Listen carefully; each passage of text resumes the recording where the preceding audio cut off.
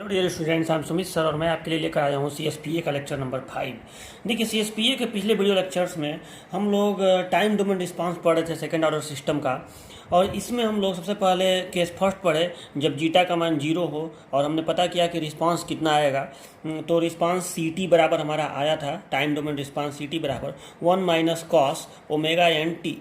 ये हमारा रिस्पांस का इक्वेशन आया था। और जब हमने इसको प्लॉट किया, क्योंकि इसमें जाहिर सी बात है साइन और कॉस जब होता है तो जो रिस्पांस होता है वो ऑसिलेटिंग इन नेचर होता है, मतलब वो ऑसिलेट करता है। यानी ऑसिलेट का मतलब अप डाउन, ठीक है, यानी एक ही चीज़ रिपीट होना बार बार।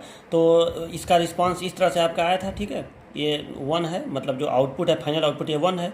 तो इस तरह से रिस्पांस आपका आया था, अनडैम्प्ड रिस्पांस। इसी को कहते हैं हम लोग अनडैम्प्ड रिस्पांस, ठीक है। मतलब सिस्टम का जो वैल्यू है वो हमेशा मैक्सिमम और मिनिमम, मैक्सिमम मिनिमम इस वैल्यू को प्राप्त करता रहेगा, ठीक है। इस तरह का रिस्पांस जब जीटा का मान 0 होगा तब इसको हम लोग अनडैम्प्ड रिस्पांस कहते हैं। तो ये आपने पिछले टर्न पे सीखा था और इसका ये इक्वेशन था, C of T is equal to 1 minus cos omega N T, ठीक है। चलो, अब दूसरा जो कंडीशन था वो था जब जीटा का मान 0 से 1 के बीच में हो, ठीक है। ये कंडीशन सबसे ज़्यादा इंपॉर्टेंट है। इसमें रिस्पांस होता है अंडर डैम्प्ड रिस्पांस, ठीक है। इसका इक्वेशन C ऑफ T कितना आया था, तो थोड़ा लंबा इक्वेशन आया था, लेकिन आप उसको याद जरूर रखिए, बहुत ज़्यादा इंपॉर्टेंट इक्वेशन है। क्या आया था बताइए, तो C of T is equal to आया था 1 minus E to the power minus zeta omega N T upon under root 1 minus zeta square into bracket में इंटू साइन ब्रैकेट में omega D T plus theta.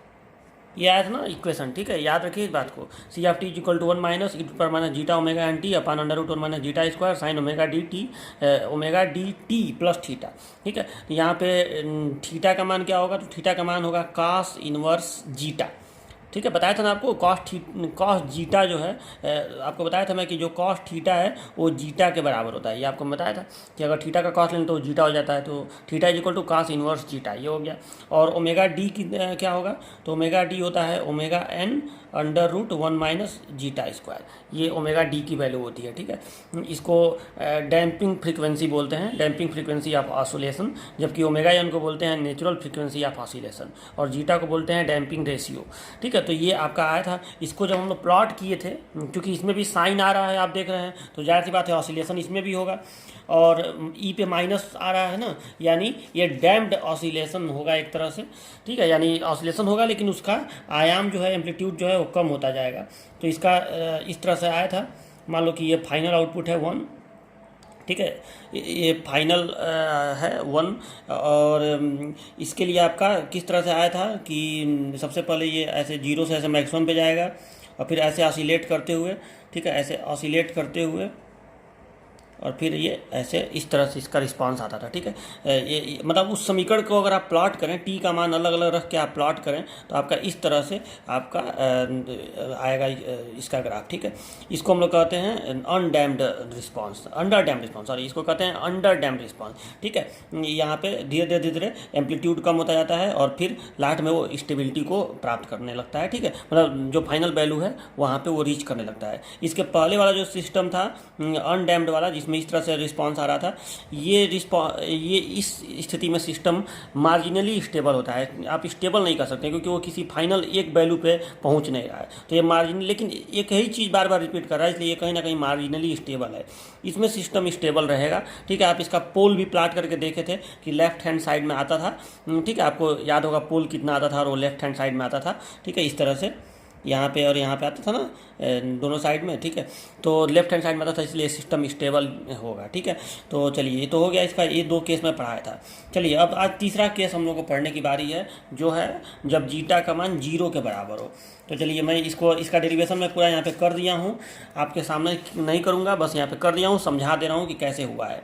तो देखिए, zeta का मान जब 0 हो तो देखिए C ऑफ S का मान कितना होता है, आपको याद होगा। यहाँ पे फिर बार बार एक ही चीज़ बताने की ज़रूरत नहीं है, आपको याद होगा कि यहाँ पे क्या होता था, R of S is equal to यहाँ पे C ऑफ S, और यहाँ बीच में क्या लिखा जाता था, सेकेंड ऑर्डर सिस्टम को जब हम लोग ओपन लूप सिस्टम से दर्शाते थे तो यहाँ बीच में क्या लिखते थे, omega N square upon S square plus 2 zeta omega N S plus omega N square, ऐसे लिखते थे ना। ये क्लोज लूप ट्रांसफर फंक्शन होता है सेकेंड ऑर्डर सिस्टम का, omega N square upon S square plus 2 zeta omega N S plus omega N square.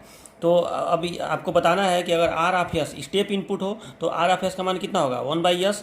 तो C of S का मान कितना होगा, तो सी ऑफ एस का मान होगा 1/s इंटू ये, 1/s इंटू ये, यही तो आप सब में किए हैं, तो वही यहाँ पे लिखा गया है कि सी ऑफ एस का मान कितना होगा ओमेगा एन स्क्वायर अपान ये जो बीच वाला है, मतलब ये सी ऑफ एस है और इंटू 1/s। ठीक है, तो ऐसे नहीं लिखा जाएगा ये कि C of s equal to omega N square upon yes into yes square plus 2 zeta omega N S plus omega N square. ये तो किसी भी केस के ड्यूरेशन में आप ये काम किए हैं। ठीक है, अच्छा चलो, शुरुआत तो यही से होता है। अब इसके बाद आप देखिए, तो यहाँ पे आपको जीटा 1 के लिए निकालना है, तो जीटा का मान जब आप यहाँ 1 रख देंगे, देखो यहाँ पे लिखा हूँ putting zeta is equal to 1 we get, zeta का मान 1 रख दीजिए तो क्या आपको मिलेगा, तो जीटा का मान आप 1 रख देंगे तो ये जो इक्वेशन है सी ऑफ एस का ऐसे बन जाएगा। यहाँ जीटा की जगह पे मैंने 1 रख दिया तो जीटा खत्म हो जाएगा, वहाँ से 1 आ गया वहाँ पे। चलो अब आपको क्या करना है कि ये जो है ए प्लस बी के होल स्क्वायर का फार्मूला है, तो सी ऑफ एस का मान आ गया omega N square upon yes into और ये ए प्लस बी का होल स्क्वायर, तो यस प्लस ओमेगा एन का होल स्क्वायर, ये हो गया।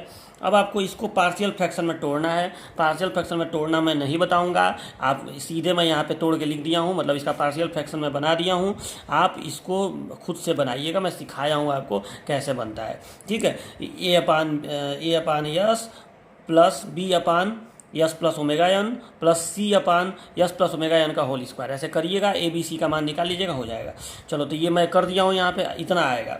अच्छा, अब इसका मैं मतलब सी ऑफ एस का मान ये हो गया, अब इसका मैं इनवर्स लाप्लास ट्रांसफॉर्म ले लूँगा, तो देखिए लिखा हूँ बाई टेकिंग ILT। जब ILT लूँगा तो इसके जगह पे आपको मालूम है क्या आ जाएगा 1 इसके जगह पे 1 आ जाएगा, इसके जगह पे क्या आ जाएगा, तो इसके जगह पे आ जाएगा, देखो e to the power minus omega N t. आपको पता है कि e to the power minus AT जो है इसका लाप्लास ट्रांसफॉर्म होता है 1 प्लस, इसका लाप्लास ट्रांसफॉर्म होता है 1 अपान यस प्लस ए, ये इसका लाप्लास ट्रांसफॉर्म होता है। ठीक है, e to power minus AT का, तो 1 अपान यस प्लस ए हो तो इसका इन्वर्स लाप्लास ट्रांसफॉर्म क्या हो जाएगा e to power minus AT। तो सेम वही चीज़ यहाँ पे है, आप देखिए यहाँ माइनस है तो माइनस तो पहले लगा दो, उसके बाद 1 upon s plus a s plus omega n. ठीक है, तो इसका वो क्या हो जाएगा inverse Laplace transform e to the power minus AT, तो e to power minus omega N t, वही लिखा गया यहाँ पे e to power minus omega N T. ठीक है, माइनस तो पहले इसके है तो माइनस रहेगा। उसी तरह से यहाँ पे है क्या है, तो omega N upon S plus omega N का होल स्क्वायर। ठीक है, तो जब आप सूत्र फिर से देख लीजिए, ये सूत्र होता है कि होता है आपका e to the power minus AT into t, इसका लाप्लास ट्रांसफॉर्म होता है 1 अपान यस प्लस ए का होल स्क्वायर, ये इसका लाप्लास ट्रांसफॉर्म होता है। ठीक है, तो उसी रूप में अगर ओमेगा एन चूँकि एक कांस्टेंट है तो इसको अगर आप बाहर कर दें तो 1 अपान यस प्लस ए का होल स्क्वायर है कि नहीं। ठीक है, तो इसका इन्वर्स लाप्लास ट्रांसफॉर्म क्या हो जाएगा, वही यहाँ पे लिखा गया है, ओमेगा एन को बाहर कर लो तो माइनस ओमेगा एन यहाँ लिखा गया, और इसका इन्वर्स लाप्लास ट्रांसफॉर्म क्या हो जाएगा e to the power minus omega N t into t. जब यहाँ पे स्क्वायर रहेगा ना तो यहाँ पे टी का आप गुणा कर देंगे, जबकि स्क्वायर जब नहीं रहेगा तो केवल यही ई वाला लिखाएगा, लेकिन जब स्क्वायर रहेगा तो ओमेगा एन को बाहर कर दो तो माइनस ओमेगा एन, और 1 upon s plus omega N का होल स्क्वायर, इसका इन्वर्स लाप्लास ट्रांसफॉर्म हुआ e to the power minus omega N t into t, एक घात में टी नहीं इंटू टी। चलो अब देखिए, तो इसमें से आपका कॉमन हो जाएगा ये e to the power minus omega N t, इन दोनों पद में से कॉमन हो जाएगा, तो सी ऑफ टी का मान क्या आया, तो सी ऑफ टी का मान आया 1 minus E to power minus omega N T, common ले लीजिए, तो यहाँ पे आया, जब आप minus E to power minus omega N T common ले रहे हैं तो ब्रैकेट में क्या अंदर क्या आएगा 1 प्लस, ठीक है 1 इसके यहाँ पे 1 आएगा और plus T omega N T, क्योंकि आप इसको कॉमन ले लिए हैं तो ये आ गया। अच्छा, अब इसको आप देखिए तो इसमें कहीं भी साइन कॉस वगैरह तो नहीं आ रहा है, यानी इससे ये पता चल रहा है कि आपका जो सिस्टम है वो ऑसिलेट नहीं करेगा, ऑसिलेटिंग नहीं होगा, मतलब बार बार वो वाला एक ही चीज़ का रिपीट होने वाला सिस्टम का रिस्पांस नहीं आएगा।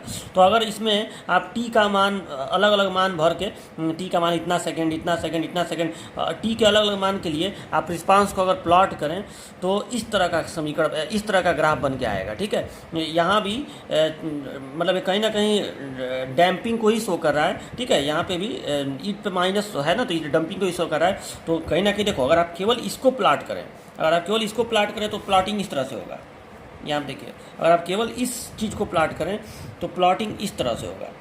डैम्पिंग कोई भी अगर एक्सपोनेंशियली डीके होता है, यहाँ देखो ये जो समीकरण है ना, ये बता रहा है एक्सपोनेंशियल डीके, ई पे माइनस है, यानी कोई भी वैल्यू जो है एक्सपोनेंशियली कम होगी, यानी अधिकतम से न्यूनतम पे ऐसे आएगी, ऐसे। अगर आप केवल इसको प्लाट करें, केवल इसको, तो ऐसा ऐसा ग्राफ बनेगा। लेकिन यहाँ पे तो 1 में से ये घटाना है ना, तो 1 में से जब आप इसको घटाएंगे तो ग्राफ ऐसे बन जाएगा, इस तरह से। ठीक है, इस तरह से इसका ग्राफ आ जाएगा। वही ग्राफ यहाँ पे ये दिखाया गया है। ठीक है, तो ये जो है ये इसका ग्राफ है। या इस रिस्पांस को हम लोग कहते हैं क्रिटिकली डैम्प्ड रिस्पांस। ठीक है, इसको हम लोग कहते हैं क्रिटिकली डैम्प्ड रिस्पांस। इसमें सिस्टम स्टेबिलिटी को पाने में कम से कम समय लेता है, मतलब लिस्ट टाइम में, मिनिमम टाइम में सिस्टम जो है स्टेबिलिटी यानी फाइनल वैल्यू को प्राप्त कर लेता है। ठीक है, अच्छा, इसमें भी सिस्टम स्टेबल तो होगा ही होगा। क्यों स्टेबल होगा? क्योंकि देखिए एक किसी फाइनल वैल्यू को लास्ट में जाके रीच करेगा। ठीक है, तो स्टेबल होगा। वैसे भी आपको मालूम है कि जब आप इस कंडीशन के लिए पोल प्लाट करते थे तो पोल यहाँ पर आता था, आपको याद होगा क्रिटिकली डैम्प्ड का यहाँ पर पोल आता था। ठीक है, यहाँ पर। ठीक है, तो जाहिर बात है लेफ्ट हैंड साइड में पोल आएगा तो स्टेबल होगा ही। ठीक है, इसका मान कितना आता था? S1 S2 का मान यहाँ पे कितना आता था? ओमेगा एन, केवल ओमेगा एन आता था। ठीक है, केवल ओमेगा एन मतलब माइनस ओमेगा एन आता था। ठीक है, मतलब माइनस साइड में है ना, तो इसका मान माइनस ओमेगा एन आता था। तो आपको ये सब याद होगा, केवल रियल पार्ट इसमें आता था। ये सब आपको मैं पढ़ा चुका हूँ। ठीक है, इसका पोल ये आता था। तो ये आपका सिस्टम हो गया कौन सा? ये कौन सा हो गया? केस नंबर 3 भी हो गया ना, जिसका नाम है क्रिटिकली डैम्प्ड। तो आप क्या करिएगा अपने नोट्स में, केवल ये केस 3 जीटा बराबर 1 लिख के, यहाँ तक तो आप लिखे ही हुए हैं, केस 3 जीटा बराबर 1 लिख के, और ये पूरा ये सब नहीं करना है आपको, ये सब मैं मिटा दे रहा हूँ। ठीक है, ये पूरा आप लोग क्या करिएगा कि यहाँ से ऐसे लिखते जाइएगा, ये समीकरण निकाल के बस ये ग्राफ बना के ग्राफ के नीचे लिख दीजिएगा, क्रिटिकली डैम्प्ड रिस्पॉन्स। ठीक है, हो गया ये केस नंबर 3। अब केस नंबर 4 देखिए, केस नंबर 4।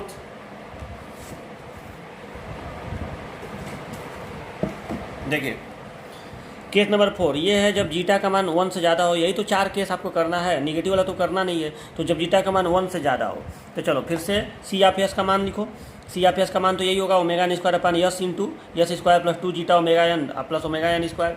इसके बाद आपको क्या करना है कि देखो अब आप क्या करिए कि इस समीकरण को ऐसे लिखिए, ओमेगा एन स्क्वायर बटे यस इंटू, और अब क्या करिए कि ये जो आपको समीकरण दिख रहा है, ये बताइए इस केस के लिए आपको पोल पता है कि नहीं? इस केस के लिए S1 S2 का मान आपको पता है कि नहीं? बिल्कुल पता है। अरे यहाँ पे आता था, आपको याद होगा कि इस जगह पे ओवर डैम्प्ड रिस्पांस के लिए, चूँकि मुझे पहले ही पता है कि इसका रिस्पांस ओवर डैम्प आता है। ठीक है, तो इसका पोल एक यहाँ पे आता था और एक यहाँ पे आता था। ये जो 1 वाला होता है ना, जब जीटा का मान 1 हो तो क्रिटिकली डैम्प्ड वाला यहाँ बीच में आता है, और इसके पहले एक आता है ओवर डैम्प्ड वाला पोल, और इसके इधर एक आता है, मैंने S1 S2 का मान, मान लो S1 है ये S2 है, तो ऐसे आता है, ऐसे इसका पोल आता है। इसका मान कितना होता है S1 S2 का? आपको याद होगा। S1 S2 का मान अगर भूल गया है तो मैं बता दे रहा हूँ, रियल पार्ट ही है, केवल इमेजिनरी पार्ट नहीं है। तो S1 S2 का मान आता था आपका, S1 का मान S2 बराबर minus zeta omega N plus minus omega N under root zeta square minus 1, ये आता था आपको। अगर नहीं याद, देखो इसमें कहीं भी जे नहीं है, यानी कि इमेजिनरी पार्ट नहीं है, केवल रियल पार्ट है। माइनस जीटा ओमेगा एन मैंने S1 का मान minus zeta omega N plus omega N under root zeta square minus 1, और S2 का मान minus zeta omega N minus omega N under root zeta square minus 1, ऐसे हो गया। तो ये बताइए, अगर आपको ये इसका ये जो है ये पोल है, पोल होने का मतलब क्या हुआ कि पोल क्या होता है कि जब कुछ किसी सिस्टम के ट्रांसफ़र फंक्शन में ये जो नीचे वाला आपको हर दिख रहा है डिनोमिनेटर, इसमें यस के किस मान के लिए 0 हो जाएगा ये सिस्टम। ठीक है, तो देखिए मैं ये बोल रहा हूँ कि ये जो S1 S2 है, ये क्या चीज़ है? तो ये चीज़ है कि ये पोल है ना। पोल का मतलब क्या हुआ कि इसका मतलब देखो, अभी इस यस को आप थोड़ी देर के लिए हटाइए, मैं इसलिए हटा रहा हूँ क्योंकि जो ट्रांसफर फंक्शन है वो तो केवल इतना ही है। ठीक है, जो ट्रांसफर फंक्शन है वो तो केवल इतना ही है, और रिस्पांस जब आप निकाल रहे हैं तब ना इनपुट में आउटपुट का गुणा कर रहे हैं, मतलब आउटपुट जब आपको निकालना है तो ट्रांसफर फंक्शन में इनपुट का गुणा कर रहे हैं, तब जाके आपको ये तो आउटपुट है ना सी ऑफ एस। ठीक है, लेकिन केवल अगर आप ट्रांसफर फंक्शन देखें तो ये है। तो इस ट्रांसफर फंक्शन में मतलब ये यहाँ पे तब सी ऑफ एस नहीं लिखाएगा। ठीक है, अभी मैं थोड़ा समझाने के लिए आपको कर रहा हूँ। तो ये मान लो कि केवल ट्रांसफर फंक्शन है, तो इसमें यस के किस मान के लिए ये जो ट्रांसफर फंक्शन है वो अनंत हो जाएगा, उसी को तो पोल कहते हैं। तो इसके लिए ये नीचे वाले चीज़ का मान आपको 0 रखना पड़ेगा। तो अब कहने का मतलब ये है कि यस के किस मान के लिए ये जो हर है, माने ये जो समीकरण है, ये 0 हो जाएगा। तो यस के इन दोनों मान के लिए 0 हो जाएगा, यानी कहीं ना कहीं ये इसका रूट हो गया। ठीक है, तो आपको ये बताइए, चलो अब यहाँ पे यस लगा दो। अब मैं ये बोल रहा हूँ कि अगर आपको किसी समीकरण का रूट पता हो तो उस समीकरण को आप ऐसे लिख सकते हैं कि नहीं। मान लो कि एक द्विघात समीकरण इस तरह से है, a x square plus b x plus c, एक द्विघात समीकरण है ये, और इतना बराबर अगर जीरो आप किए तो मान लो कि यक्स का मान आया, मान लो कि इसके दो रूट आ गए अल्फ़ा और बीटा, ठीक है, वही ये दो रूट S1 S2 है। तो आप इस समीकरण को ऐसे लिख सकते हैं कि नहीं, यक्स माइनस अल्फ़ा गुणे यक्स माइनस बीटा, ऐसे लिखा जा सकता है कि नहीं, बताइए। X minus alpha into x minus beta, द्विघात समीकरण यही तो होता है कि जो आपका रूट निकला है आप यक्स माइनस पहला रूट और एक्स माइनस दूसरा रूट ऐसा करके इसको लिख सकते हैं। सेम वही काम यहाँ पे मैं करने जा रहा हूँ कि जो दो ठे रूट निकला है S1 S2 वो आप पहले का निकाल चुके हैं, ठीक है, इस वाले कंडीशन के लिए। तो जो ये दो रूट निकला है आप क्या करिए कि इस समीकरण को अब इसको हटा के यस माइनस ये पहला वाला रूट और दूसरे ब्रैकेट में इंटू दूसरे ब्रैकेट में यस माइनस ये दूसरा वाला रूट, वही यहाँ पे मैं किया हूँ। देखो तो फिर क्या किया मैं, C F S is equal to omega N square बटे ये उतार दो यस इंटू, मतलब आपको तीन चीज़ों का गुणा यहाँ पे दिखाना है, ये यस तो रहेगा ही रहेगा, और फिर इस पूरे समीकरण को यस माइनस ये वाला चीज़ और फिर दूसरे ब्रैकेट में यस माइनस ये वाला चीज़। तो देखो अब देखो यस, जब आप यस माइनस करेंगे ये वाला चीज़ तो माइनस करेंगे तो यहाँ पे प्लस आ जाएगा, प्लस जीटा ओमेगा एन, और मान लो कि पहले मैं इसका प्रयोग कर रहा हूँ, पहले मैं इस रूट का प्रयोग कर रहा हूँ, minus zeta omega N minus omega N under root zeta square, मान लो मैं पहले इसका प्रयोग कर रहा हूँ, ठीक है, यस माइनस S1, मान लो S1 यही है, minus zeta omega N minus omega N under root zeta square minus 1, मान लो यही S1 है, S2 ये है, minus zeta omega N plus omega N under root zeta square minus 1। चलो तो मैं यहाँ पे क्या किया, यस माइनस S1, तो यस माइनस तो माइनस किया तो ये प्लस हो जाएगा, प्लस जीटा ओमेगा एन, और यहाँ माइनस है तो फिर प्लस हो जाएगा। तो देखो वही लिखा है S plus zeta omega N plus omega N under root zeta square minus 1। और दूसरे ब्रैकेट में क्या आ जाएगा, तो दूसरे ब्रैकेट में आ जाएगा s minus zeta omega n, तो yes plus zeta omega n, और फिर प्लस है तो यहाँ माइनस आ जाएगा, minus omega N under root zeta square minus 1। तो आपको ये बात समझ में आएगी कि नहीं, मतलब इसको मैं पोल के माध्यम से दो चीज़ों के गुणनफल में तोड़ दिया हूँ, ठीक है। तो यहाँ रियल में तीन चीज़ का गुणा हो गया, यस और ये वाला चीज़ और ये वाला चीज़। अब इसी को आपको पार्शियल फ्रैक्शन बनाना है, तो जब आप पार्शियल फ्रैक्शन बनाएंगे तो आप बनाइएगा, ठीक है। वैसे देखो अगर आप इतना मेहनत एग्जाम में करने की जरूरत नहीं है, आप सीधे रट लीजिए कि पार्शियल फ्रैक्शन में ए और बी करके तो कुछ ही करेगा, ठीक है। तो आप क्या करिए, बस इसको याद कर लीजिए कि आप पार्शियल फ्रैक्शन बनाएंगे तो पहला जो आएगा वो 1/s आएगा, और फिर माइनस लगा दीजिएगा और ब्रैकेट में माइनस लगा दीजिएगा और ब्रैकेट में ए बटे ये पहला वाला लिख दीजिएगा और प्लस बी बटे ये दूसरा वाला लिख दीजिएगा। बस ऐसे ही याद रखिए, इस ए और बी का मान निकालने की जरूरत आपको नहीं है, ठीक है, उससे हमको कोई ज़्यादा मतलब नहीं है, तो बस ऐसे ही याद कर लीजिए। करेंगे इसको तो 1/s पहला फ्रैक्शन आएगा 1/s माइनस और ब्रैकेट में ए बटे इतना और प्लस बी बटे इतना आएगा। अब यहाँ ए और बी को सॉल्व करने की जरूरत नहीं है। चलो अब अगर हम इन्वर्स लाप्लास ट्रांसफॉर्म ले लें, तो जाहिर सी बात है इसका तो 1 हो जाएगा और माइनस फिर ब्रैकेट में इन दोनों का आप लेना है, तो इस पहले वाले का हो जाएगा a into E to the power. अब ई टू दी पावर कितना होगा, तो देखो ई टू दी पावर इतना हो जाएगा, ये यहाँ यस का प्रयोग नहीं होगा, ई टू दी पावर इतना हो जाएगा और उसमें टी का गुणा हो जाएगा, लेकिन माइनस लगा के, मतलब अभी बताया था ना आपको e to the power minus AT बताया था ना, तो वही चीज़ है e to the power minus AT. तो माइनस जीटा, मान लो कि यहाँ पे ए इतना ही दूर है, यस प्लस ए होता है, तो ए इसी को आप कहेंगे, तो e to power minus AT, तो e to the power a into E to the power minus zeta omega n और फिर minus omega N under root zeta square minus 1 bracket में कर दो आई इंटू टी। तो देखो वही किया गया है, ब्रैकेट में minus zeta omega N minus omega N under root zeta square minus 1 I into T. ये बात आपको समझ में आया ना, ठीक है। चलो अब उसके बाद प्लस अब यहाँ पे क्या करेंगे, तो b into E to the power और ये पूरा, लेकिन कैसे, ब्रैकेट में minus zeta omega N plus, अब देखो यहाँ पे प्लस हो जाएगा, plus omega N under root zeta square minus 1 bracket बंद और इंटू टी हो गया। चलो तो इस तरह से आप इसका दिखा दीजिएगा रिस्पॉन्स। अब इसमें ए और बी का मान निकालेंगे तो बहुत बड़ा हो जाएगा, उतना करने की जरूरत नहीं है। चलो ऐसे इसको याद ही करके एग्जाम में कर दीजिएगा, कोई बहुत बड़ी चीज़ नहीं है। अच्छा तो ये हो गया।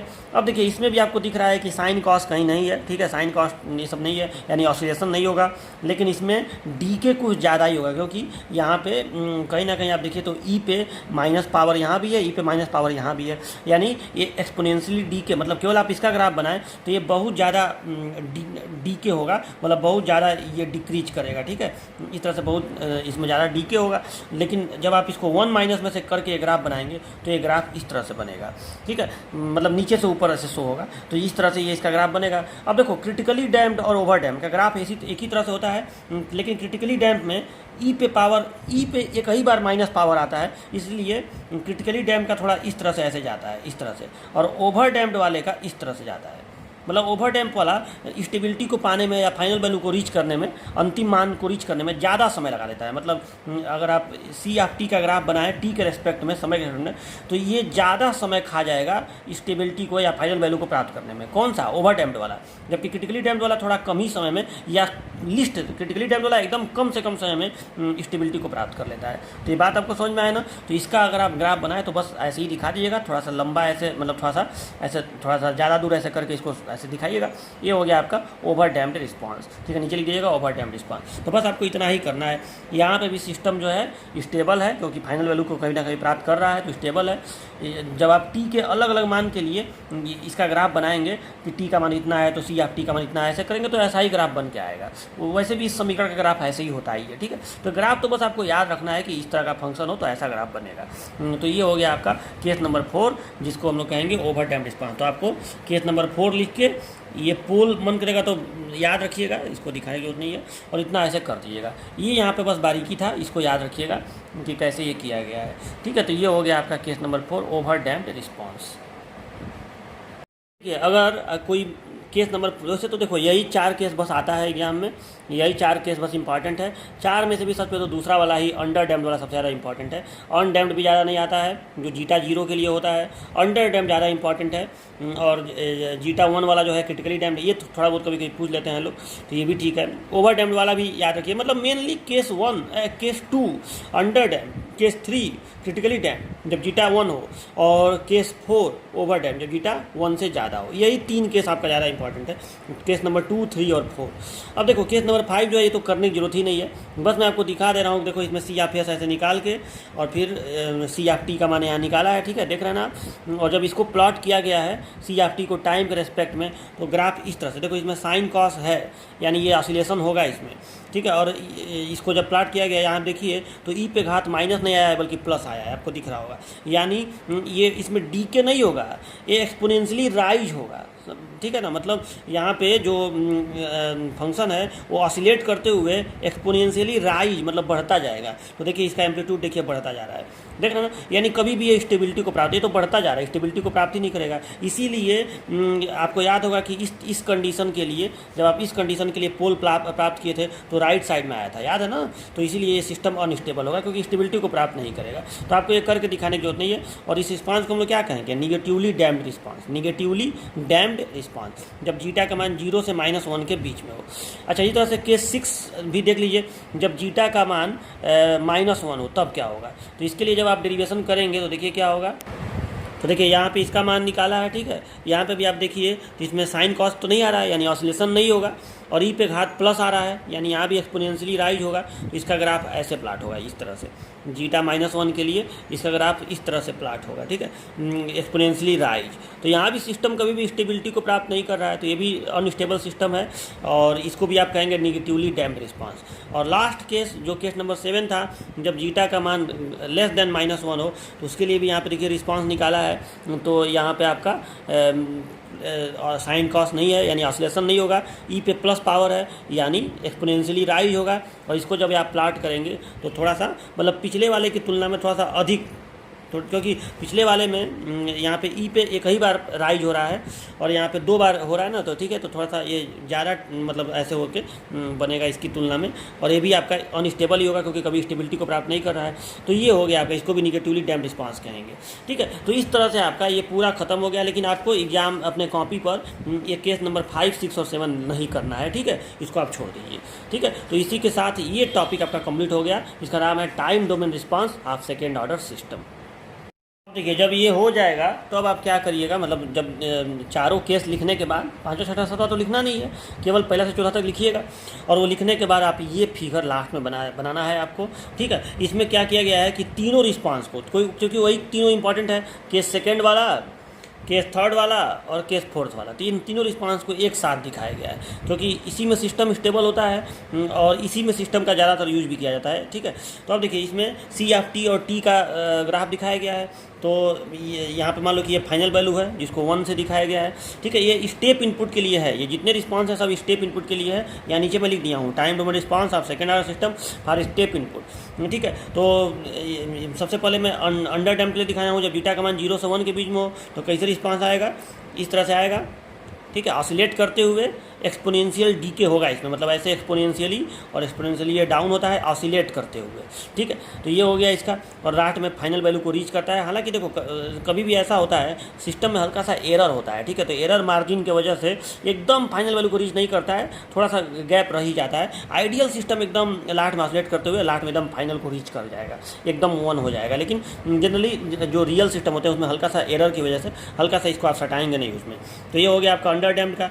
अब देखो क्रिटिकली डैम्प, जब जीटा का मान 1 हो तो उसको ऐसे दिखाया गया है। ठीक है, ऐसे, मतलब ये बहुत कम समय में जाके और फाइनल वैल्यू के करीब में पहुंच जाएगा, हल्का सा एरर होगा इसीलिए आप इसको सटाएंगे नहीं। और ओवर टाइम जब जीटा का मान 1 से ज़्यादा हो तो देखो ये ज़्यादा समय लेते हुए और लास्ट में जाके कभी रीच करेगा। ठीक है, तो ये तीनों ग्राफ को आप एक साथ ऐसे बना के दिखा दीजिएगा, तो ये टॉपिक आपका पूरी तरह से कंप्लीट हो जाएगा। ओके, और देखिए फिर आप क्या करिएगा कि नोट लिख के, मतलब अपने नोट्स में जैसे एक नोट हेडिंग डाल के, और इस फिगर को आपको बनाना है।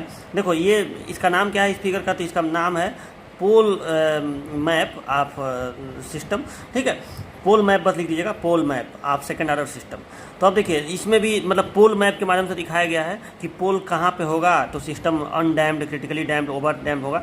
ठीक है, तो देखिए आप पोल तो पहले से प्लाट कर चुके हैं। आपको याद होगा कि जब जीटा का मान 0 होता था तो आपको याद होगा कि पोल यहाँ पे आता था, यहाँ पे जीटा बराबर 0 के लिए। ठीक है, इसका कोऑर्डिनेट कितना, केवल उसमें मतलब यहाँ पे आता था और यहाँ पे नीचे आता था। ठीक है, इन दो जगहों पे पोल आता था, एक ऊपर और एक यहाँ पे नीचे। ठीक है, दोनों पोल जो होते थे वो कंजुगेट होते थे और इमेजिनरी होते थे। और इसका कोऑर्डिनेट कितना होता था, इसका कोऑर्डिनेट होता था जे ओमेगा एन। ठीक है, यहाँ का कोऑर्डिनेट कितना होता था, यहाँ प्लस जे ओमेगा एन। ठीक है, और यहाँ माइनस जे ओमेगा एन। ठीक है, जब आप इस लाइन को खींचिएगा तो यहाँ लिखाएगा प्लस सिग्मा, यहाँ माइनस सिग्मा, ऊपर प्लस जे ओमेगा, नीचे माइनस जे ओमेगा। और यहाँ का coordinate plus j omega n और यहाँ पे नीचे माइनस जे ओमेगा एन। ठीक है, ये हो गया। तो ये तो हो गया। और अब इस समय देखो यहाँ पे वही तीर लगा के दिखाया गया है कि ये किसके लिए है, जीटा 0 के लिए है, और ये भी किसके लिए है, जीटा 0 के लिए है। तो यहाँ तीर नहीं लगाया गया, मैं ऐसे बना दे रहा हूँ, ये भी किसके लिए है, जीटा 0 के लिए। ठीक है, तो जीटा 0 के लिए यहाँ पे रिस्पांस कैसा आएगा, तो ये दिखाया गया है अनडैम्प्ड। ठीक है, आप ये ग्राफ बना के इसी पे ऊपर ऐसे लिख दीजिएगा अनडैम्प्ड। ठीक है, अनडैम्प्ड ये रिस्पांस है इसका। ठीक है, तो आपको समझ में आया ना कि जब भी पोल यहाँ पे और यहाँ पे हो और उसका coordinate plus j omega N minus जे ओमेगा एन हो, मतलब केवल इमेजनरी पार्ट उसमें हो, तो आप समझ लीजिए कि अनडैम्प्ड रिस्पांस होगा। ठीक है, तो ये पता चल गया आपको। चलो ये यही केस नंबर 1 था। केस नंबर 2 क्या था, जब जीटा का मान 0 से 1 के बीच में हो, यानी अंडर डैम। तो देखो जब जीटा का मान 0 से 1 के बीच में हो तो पोल कहाँ कितना आता था, आपको याद होगा पोल कितना आता था, तो पोल में रियल और इमेजनरी पार्ट दोनों होते थे, याद है ना। और उसका कोऑर्डिनेट कितना आता था, minus zeta omega N plus j omega N under root zeta square minus 1, ये आता था। तो वही चीज़ यहाँ पे दिखाया गया है। ठीक है, वही चीज़ यहाँ पे दिखाया गया है कि मान लो कि पोल यहाँ पे है, मतलब पोल जो है ऊपर और नीचे ऐसे आता था। आपको याद होगा कि पोल जो है उसमें न तो इस पे आएगा न तो इस पे आएगा, रियल इमेजनरी दोनों है तो बीच में ऐसे कहीं आएगा। तो यहाँ आया और एक नीचे भी आएगा। ठीक है, इसका कोऑर्डिनेट क्या हो जाएगा, तो यहाँ पे ये जीटा ओमेगा एन हो जाएगा। ठीक है, यहाँ पे माइनस, ये चूँकि केवल लेंथ को दिखाया इसलिए नहीं लिखा है। ठीक है, तो यहाँ पे ये रियल में इस पार्ट में है तो माइनस जीटा ओमेगा एन होगा। और यहाँ पे कितना होगा, omega N under root zeta square minus 1, यहाँ पे 1 माइनस लिखा हुआ है लेकिन वही होगा, omega N under root zeta square minus 1। मतलब यहाँ का जो ये जो बिंदु है इसका कोऑर्डिनेट क्या हो गया, minus zeta omega N plus omega N under root zeta square minus 1, यहाँ का कोऑर्डिनेट हो गया। तो रियल इमेजनरी पार्ट ये हो गया और रियल पार्ट ये हो गया। यहाँ पे omega N under root zeta square minus 1 होगा, ये ध्यान दीजिएगा। चलो तो ये हो गया। देखो 1 minus zeta square under root में लिखो, चाहे अंडर रूट में जीटा स्क्वायर माइनस 1 लिखो, उससे कोई फर्क नहीं पड़ता है। लेकिन मैं जो लिखवाया हूँ आपको पहले का, वो मैं लिखवाया हूँ under root zeta square minus 1, तो वही लिखिएगा। चलो तो ये हो गया। अच्छा, अब इस कंडीशन में आपको मैं एक बात और बता दूँ कि अगर आप अच्छा चलो अभी अभी एक सेकंड रुक जाओ। तो ये तो हो गया इसके लिए।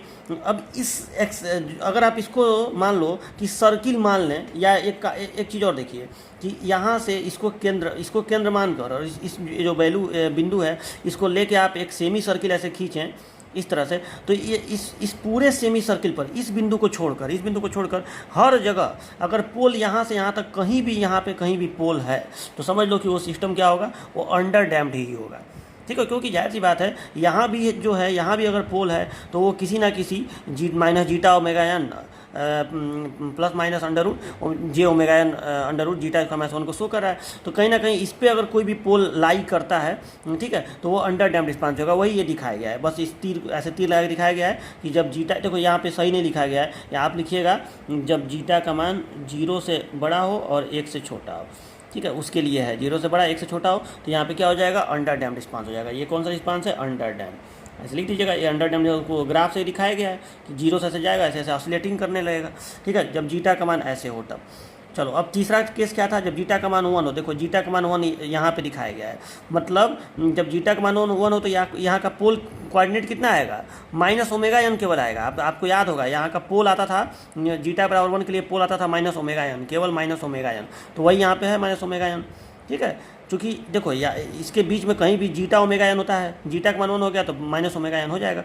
इसी माइनस ओमेगा एन त्रिज्या का आपको ये सेमी सर्किल खींचना है, ठीक है, लेकिन यहाँ पे माइनस ओमेगा एन होगा, लेकिन जब इधर जाएगा तो जाहिर सी बात है जब इस पार्ट में पहुँच जाएगा तो आप यहाँ पे देखेंगे तो ये हो जाएगा कितना, जो में जीटा का गुणा हो जाएगा। मान लो कि यहाँ पे कोई बिंदु है तो जाहिर सी बात है अगर ये चीज़ ओमेगा एन है, तो अगर यहाँ से यहाँ तक ओमेगा एन है तो यहाँ से यहाँ तक तो अब ओमेगा एन से कम ही है ना, तो उसमें आपको एक संख्या से गुणा करना पड़ेगा ओमेगा एन में, और वही संख्या जीटा है जो 1 से छोटा है। जैसे पता है जब वो 1 से छोटा होगा तो यहाँ से यहाँ तक का दूरी, यहाँ से यहाँ तक की दूरी से कम ही आएगा, तो ये जीटा ओमेगा एन हो गया, ठीक है। तो वही चीज़ यहाँ बताया गया है। तो आपको इस ओमेगा एन त्रिज्या का है ये सर्किल, मतलब देखो बात यह है कि आपको कॉपी पे बस ये बना के दिखा देना है, उससे ज़्यादा अंतर नहीं है। आप कहीं से भी यहाँ से लेके छोटा सा एक सेमी सर्किल ऐसे बना दीजिएगा, ठीक है, यहाँ पर दिखा दीजिएगा जहाँ सेमी सर्किल कट करेगा कि ये जीटा बराबर 1 के लिए है, और ये इसका रिस्पॉन्स क्या आएगा, ऊपर लिख दीजिएगा क्रिटिकली डैम्प्ड रिस्पॉन्स, ठीक है। मतलब आपको ये पता चल गया कि अगर इस पर कहीं भी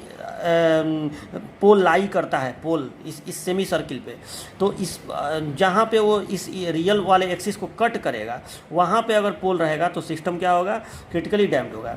अगर यहाँ पे और यहाँ पे पोल कट मिलेगा, आपका सिस्टम का ट्रांसफर फंक्शन ऐसा हो कि आप उसका पोल निकालें तो पोल यहाँ पे और यहाँ पे आ गया तो सिस्टम अंडर डैम्प्ड हो जाएगा। और इसको छोड़कर इसको इन तीन को छोड़कर कहीं भी और पोल मिलेगा तो अंडर डैम्प्ड रिस्पॉन्स ही सिस्टम का होगा। बात समझ में आया ना। चलो ये हो गया। और लास्ट केस क्या है, केस नंबर 4, जब जीटा का मान ग्रेटर देन 1 हो। देखो जीटा का मान ग्रेटर देन 1 हो, तो जब जीटा ग्रेटर देन 1 हो तो 2 ठे पोल मिलता है, ठीक है, और दोनों पोल इसी पे, अभी बताया था ना S1 S2, तो दोनों पोल इसी पे मिलते हैं, माइनस साइड में ही दोनों मिलते हैं। एक थोड़ा छोटा होता है तो इस वाले के अंदर मिलेगा, और एक थोड़ा बड़ा होता है तो इस वाले के अंदर मिलेगा। ये दोनों जीटा जीटा ग्रेटर देन 1 के लिए है। और इसमें रिस्पांस क्या होगा, तो रिस्पांस इसमें ओवर डैम्प्ड होगा। तो देखो ये क्रिटिकली डैम्प्ड है, ये ओवर डैम्प्ड है, तो इसको ऐसे दिखाया गया है। मतलब बात यह है कि एक ही फिगर से सारा चीज़ इसमें सारा पिक्चर क्लियर कर दिया गया है। तो आप इसको इस फिगर को बना लीजिएगा, ठीक है। थोड़ा सा जैसे मैं बताया हूँ ऐसे करके ये कोड भी देखो दिखाया गया है कि ये थीटा है और इसका मान कितना होगा, कास इनवर्स जीटा। ये मैं पिछले टर्म पे भी आपको बताया था कि थीटा कैसे ये आ जाता है, ठीक है। तो ये आपको समझ में आया ना। तो ये देखो ये ग्राफ अगर आप बनाए रहते हैं तो कभी भी कंपटीशन वगैरह में आप जाते हैं तो इसको एक झलक देखे रहेंगे। तो आपको जीटा बराबर 0 के लिए, 0 से 1 के लिए, वो इक्वल टू 1 के लिए, ग्रेटर देन 1 के लिए सबका रिस्पांस वगैरह याद रहेगा, पोल का पोजीशन याद रहेगा। अच्छा पोल अगर इसके इधर हो चाहे इसके इधर हो तो ये होगा। आप इसको याद रखेंगे तो पोल का वैल्यू भी आपको याद आ जाएगा कि अच्छा इसमें जो है इसी पे पोल आता है ओवर डैम्प्ड वाले के लिए, यानी पोल में केवल रियल पार्ट ही होगा। ऐसे ही याद हो जाएगा आपको। और रियल पार्ट कितना होगा, तो चूँकि माइनस साइड में दोनों मिल रहा है तो minus zeta omega N plus minus omega N under root zeta square minus under root zeta square minus 1, ये हो गया। मतलब और यहाँ पे कितना, और यहाँ पे कितना हो जाएगा, और यहाँ पे कितना हो जाएगा, ठीक है। तो यहाँ पे और यहाँ पे केवल एक ही अंतर आएगा कि ओमेगा एन के पहले जे लग जाएगा, क्योंकि इसमें इमेजनरी पार्ट भी मिलता है। यही चीज़ है। तो आपको अब देखो पोल वाला तो आपको इसमें बना के दिखाने की ज़रूरत नहीं है, ठीक है। बस आप इसको बना लीजिएगा, ठीक है। आपको इसमें पोल का कोऑर्डिनेट दिखाने की ज़रूरत नहीं है। ये बस ये दिखा दीजिएगा omega N under root zeta square minus 1 करके इसको दिखा दीजिएगा, ठीक है। तो चलो ये हो गया। तो मतलब जैसे ये बनाया है वैसे ही बनाइएगा, बस इसको मॉडिफाई कर लीजिएगा, बाकी जैसे ये बनाया है वैसे बना दीजिएगा, लेकिन ये समझना जरूरी है। तो चलो ये हो गया, ये नोट में करके इसको बनाइएगा। और ये देखिए कितना अच्छा फिगर यहाँ पे बनाया हुआ है, ये थोड़ा सा रंगीन फिगर है, इसमें रिस्पांस तो नहीं दिखाया गया है, लेकिन पोल को देखिए कितना सही तरीके से दिखाया गया है कि देखो यहाँ पे और यहाँ पे आप देखिए दोनों तो तीर खींचा गया है ना, मतलब ये पोल फार 0 से 1 के लिए है, ठीक है। यहाँ पे देखो, यहाँ पे दिखाया गया है ये और ये जो दोनों भीतर मिल रहा है, सर्किल के बाहर और सर्किल के भीतर, तो ये दोनों है जो पोल ग्रेटर देन 1 के लिए। बस इसके नीचे लिख देना चाहिए था ओवर डैम्ड रिस्पांस। यहाँ देखिए, यहाँ पोल किसके लिए मिल रहा है, जीटा इज इक्वल टू 1 के लिए, ठीक है। ये डबल पोल इसलिए लिखा है क्योंकि ये दोनों पोल जो है S1 S2 एक ही आता है माइनस ओमेगा एन, तो जीटा बराबर 1 के लिए, और यहाँ पर रिस्पांस नीचे क्या हो जाएगा, क्रिटिकली डैम्ड, ठीक है। और ये देखो, ये और ये वाला जो ऊपर नीचे वाला है, ये पोल फार जीटा इज इक्वल टू 0 के लिए है, और यहाँ ब्रैकेट में लिख देना चाहिए कि रिस्पांस क्या होगा यहाँ पे अनडैम्ड, ठीक है। और इस पर अब कहीं भी मिलेगा, मतलब इसको इसको और इसको छोड़ के कहीं भी मिलेगा, जैसे यहाँ और यहाँ को दिखाया गया है, तो ये और ये अंडर डैम्प्ड हो जाएगा, और इस समय पोल क्या होगा, तो जीटा का मान क्या होगा, मतलब पोल जो निकलेगा जीटा किस वैल्यू के लिए निकलेगा, तो जीटा 0 से जब 1 के बीच में होगा, ठीक है। पोल के कोऑर्डिनेट से मतलब नहीं है, बस आपको इससे मतलब है, ठीक है। तो आप इसको भी नोट में चाहें तो नोट नंबर 2 में, मतलब देखो कि जितना आप लिख सकें, बना सकें अपने सुविधा के लिए, मन का थोड़ा रंगीन फिगर बना देंगे तो और अच्छा लगेगा, ठीक है। जितना आप करें उतना आपके लिए बेहतर है। तो देखो ऐसे कितना अच्छा ये फिगर बनाया है, तो ऐसे आप कर देंगे, लेकिन जब इसको बनाए, अगर आप इसको बनाइएगा तो यहाँ पे लिखिएगा जरूर ब्रैकेट में कि under damped response, critically damped response, over damped response और ये अनडैम्ड रिस्पांस, ठीक है। ये लिखने की आपको ज़रूरत नहीं है, ये वही आता है omega N under root zeta square minus 1, ठीक है। वही कोऑर्डिनेट दिखाया गया है वहाँ पे। चलो, तो ये सब आपको समझ में आया ना। इतना सब आप अपने नोट्स में पहले लिखिए, तभी मैं आपको एक और लेक्चर अभी दूंगा, ठीक है। तो इतना पहले आप लिख लीजिए, तब मैं आपको एक और लेक्चर अभी दे रहा हूँ थोड़ी देर में। तो चलिए मिलते हैं नेक्स्ट लेक्चर में, तब तक के लिए बाय बाय।